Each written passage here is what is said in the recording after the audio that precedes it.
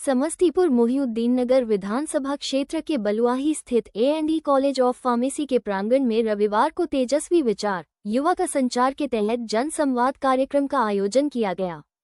इस अवसर पर पूर्व विधायक डॉक्टर अजय यादव ने कहा कि तेजस्वी यादव का जो मैनिफेस्टो तैयार है उसे हर हाल में बिहार महागठबंधन की सरकार बनते ही लागू किया जाएगा।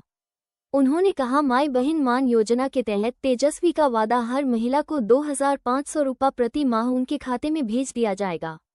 यही नहीं, बिहार के तमाम बिजली उपभोक्ताओं को प्रति माह 200 यूनिट बिजली फ्री दी जाएगी, जो इस समय मात्र 125 यूनिट फ्री में बिजली मिल रहा है। पूर्व विधायक ने कहा कि वृद्ध एवं सामाजिक सुरक्षा पेंशन की राशि 1500 रुपया मिलेगा, जो वर्तमान में 1100 रुपये मिल रहा है। उन्होंने कहा कि नीतीश कुमार हमारे नेता तेजस्वी यादव द्वारा घोषणा का कॉपी कर रहे हैं। उन्होंने कहा कि बिहार की जनता NDA सरकार से मुंह मोड़ लिया है। जनता 2025 के विधानसभा चुनाव में सबक सिखाने का काम करेगी। बिहार की जनता इन लोगों के झांसे में अब नहीं आने वाली है। श्रीमती अजय यादव ने कहा, इस दफा बिहार में महागठबंधन की सरकार बनने जा रही है। सबसे पहले हमारे चैनल में मैडम आपका बहुत बहुत स्वागत है। बहुत बहुत धन्यवाद जी, बताया मैडम कि मोहिउद्दीन नगर विधानसभा क्षेत्र में सबसे बड़ी समस्या क्या मानते हैं, उससे सुलझाने की आपकी क्या योजना होगी? देखिए, यहाँ कई समस्याएं हैं जो बहुत बड़ी है और जिनको सुलझाना बहुत ज़रूरी है। अभी जैसे बाढ़ का मौसम है, अगर आप बाढ़ की बात ले लीजिए तो यहाँ जल जमाव हो जाता है, उसका निकासी करना बहुत ज़रूरी है। इससे काफ़ी किसान जो है उनको काफ़ी परेशानी होती है। दूसरी बात आप करें तो यहाँ का जो जल है आर्सेनिक है, जिस वजह से कई बीमारियाँ होती हैं, खास करके जो किडनी से रिलेटेड जो बीमारियाँ होती है वो होती है, आँख से रिलेटेड बीमारी होती है, कई बीमारियाँ होती हैं। तो प्योरीफिकेशन ऑफ वाटर जो बोलते हैं, प्लांट लगाना पानी के लिए, वो बहुत ज़रूरी है। दूसरा, इसके अलावा अगर आप स्वास्थ्य पे जाइए तो हॉस्पिटल में मेडिसिन नहीं रहती, ये बहुत बड़ी समस्या है। लोगों को मुजफ्फरपुर, पटना दौड़ना पड़ता है। तो इस तरह की जितनी भी है कई समस्याएँ हैं। आप शिक्षा ले लीजिए, तो शिक्षा में भी जब मैं घूम रही हूँ तो सेटिस्फाइड नहीं है पेरेंट्स यहाँ जिस तरह की शिक्षा हो रही है। आप किसान का मुद्दा ले लीजिए, समय पे खाद नहीं आता है। सबसे बड़ा मुद्दा ये है कि समय पे अगर किसान को खाद नहीं मिले तो जिसकी जीवन किसानी पे डिपेंडेंट है वो क्या करेंगे। और पलायन तो यहाँ इतना बड़ा मुद्दा है, हर घर में जाइए, जवान बेटा भी बाहर है, घर जो उनके पति हैं महिला के वो भी बाहर है। पलायन एक बहुत बड़ा मुद्दा है।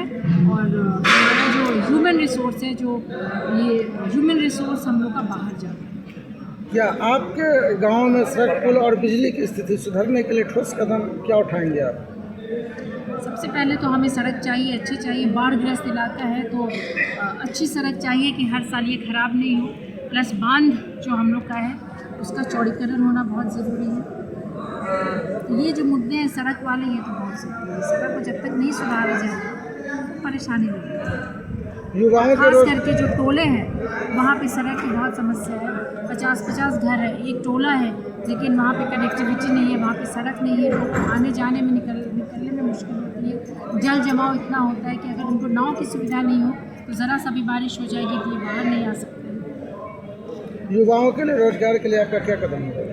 युवाओं को लेकर के तो जो हमारी पार्टी का तेजस्वी प्रसाद यादव जी, उनका मैनिफेस्टो ही है कि युवाओं को आगे लेके जाना है। युवा आयोग बनाए हैं, पलायन रोकना है। जो युवा जो कंपटीशन का एग्जामिनेशन फॉर्म भरेंगे, फॉर्म भी फ्री में भरा जाएगा। ये लोग जहाँ सेंटर पे ट्रेन से जाएंगे, ट्रेन पे इनका टिकट नहीं लगेगा, वैकेंसी निकाली जाएगी। जैसे जिस प्रकार तेजस्वी प्रसाद यादव जी कुछ दिनों के लिए, कुछ महीनों के लिए कुछ मुख्यमंत्री बने तो अब देखिए 5 लाख सरकारी नौकरी मिली।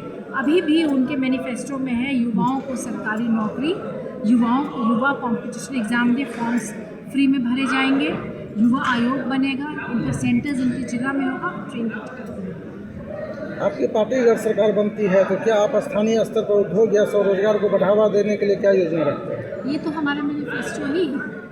खास करके जो स्थानीय रोज़गार बढ़ाने के लिए हम लोग एग्रो बेस्ड इंडस्ट्रीज़ लगाएंगे। आप मोहिउद्दीन नगर को ही ले लीजिए, यहाँ आपको आलू होता है, आपको मक्का होता है, आपको केला भी होता है।